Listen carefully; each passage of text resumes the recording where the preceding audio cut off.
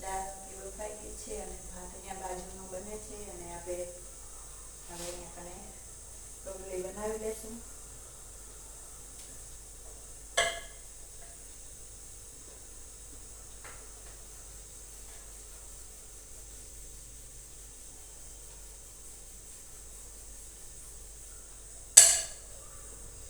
હવે તપી ગઈ છે. રોટલી નાખી દઈશું તાવડી ઉપર.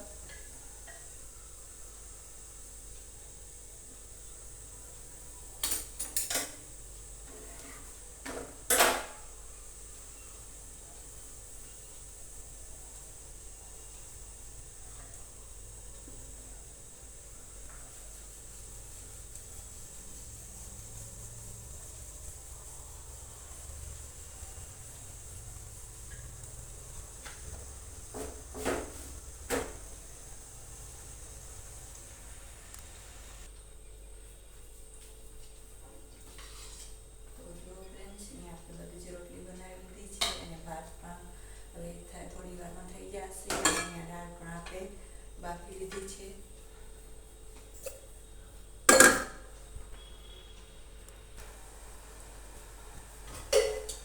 આપણે દાળમાંથી ટામેટા, મરચાં અને આદુ લસણની પેસ્ટ તૈયાર કરી લીધી છે અને અહીંયા મીઠો લીમડો છે અને અહીંયા રાઈ, જીરું, મેથી અને મરી લઈ લીધા છે. તો ગેસ ઉપર તેલ મૂકી દઈશું તપવા અને જરૂર પ્રમાણે આપણે તેલ લઈ લઈશું.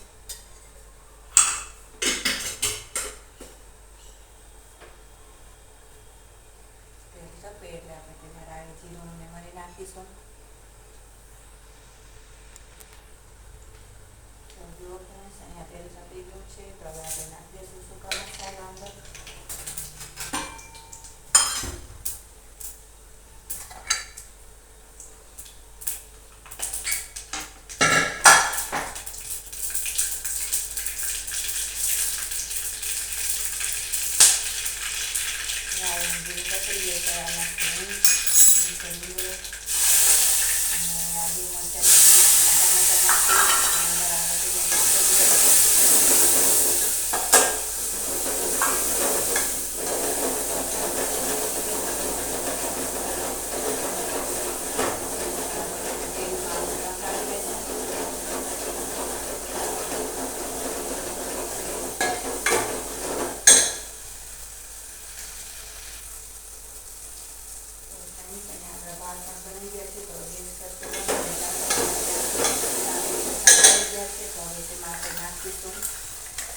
હળદર,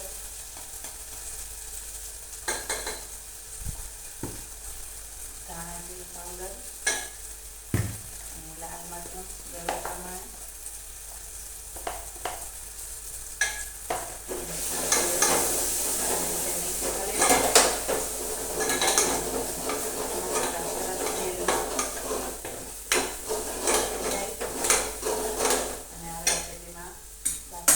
નાખી દઈશું.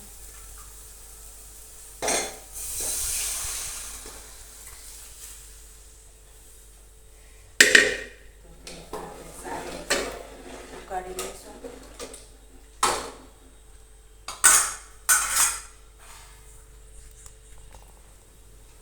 તો ફ્રેન્ડ્સ, તમે જોઈ શકો છો અહીંયા આપણી દાળ સારી રીતે ઉકળી ગઈ છે. તો ગેસ કરશું બંધ.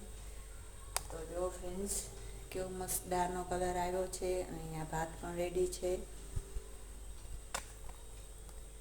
અને દાળ ભાત ભેગી ડુંગળી પણ સરસ લાગે છે. ડુંગળી પણ સુધાર લીધી છે.